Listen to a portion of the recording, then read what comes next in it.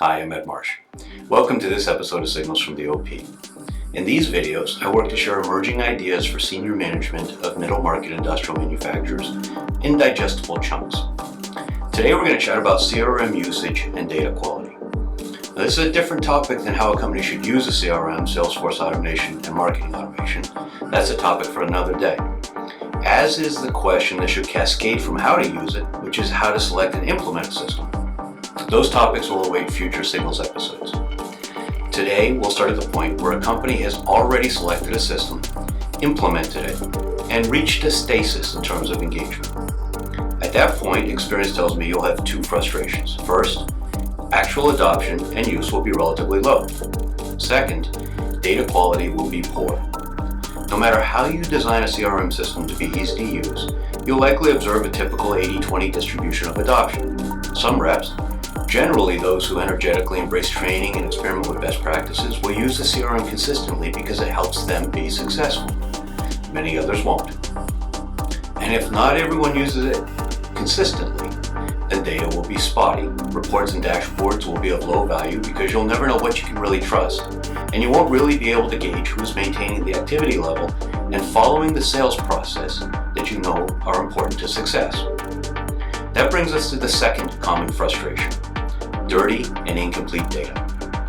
Low data quality is cyclical. Low adoption means that data is often inaccurate and spotty.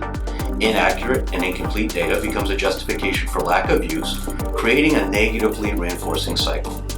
So the database will lose its value as a corporate asset, and even simple functions like marketing emails will become problematic. So these two issues end up being related in many ways, and both are difficult to fix using traditional approaches.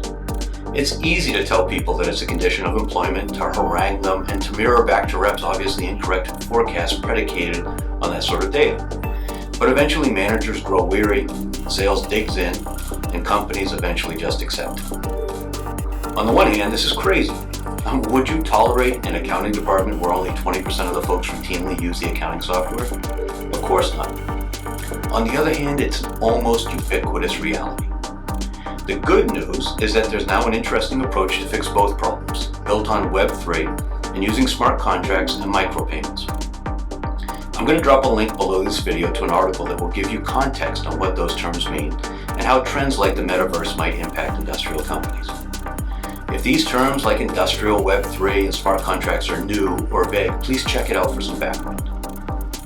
Now here I want to pause quickly and emphasize one important contextual point. This isn't a new gimmicky way to approach this problem.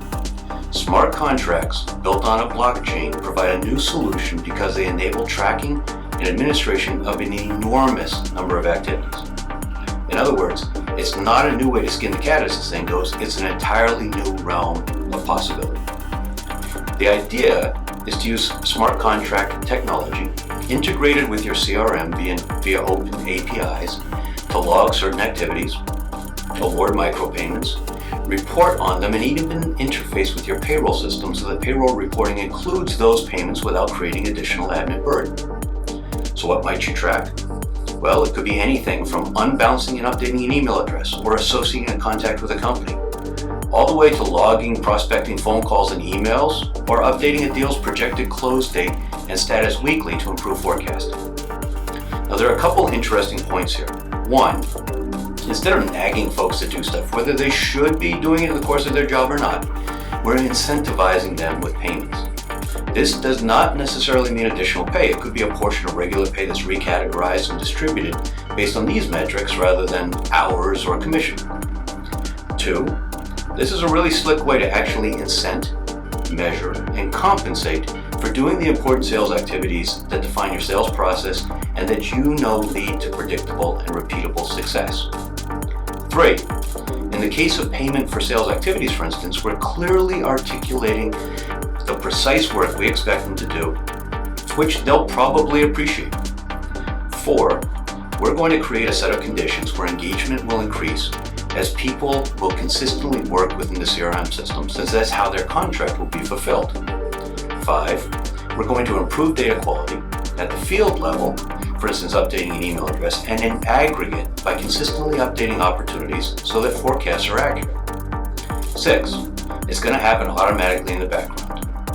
tracking a potentially enormous set of actions and activities, calculating and awarding micropayments automatically to employees, often with a Visa pay card for instance, and handling the payroll reporting, and do it all in a way that's manifestly egalitarian using a public contract.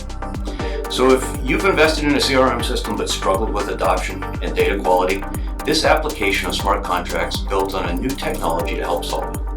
Not as a gimmicky or shiny object, but in a way that's only enabled because of the technology. It can deliver a number of appealing benefits to the employees and employers and drive CRM engagement to solve the common twin frustrations of poor data quality and low adoption. I'm Ed Marsh. Thank you for joining me for this episode of Signals from the OP. If you enjoyed it, please share it and subscribe either at my YouTube channel, edmarshspeaks.tv, or at the related blog signalsfromtheop.com.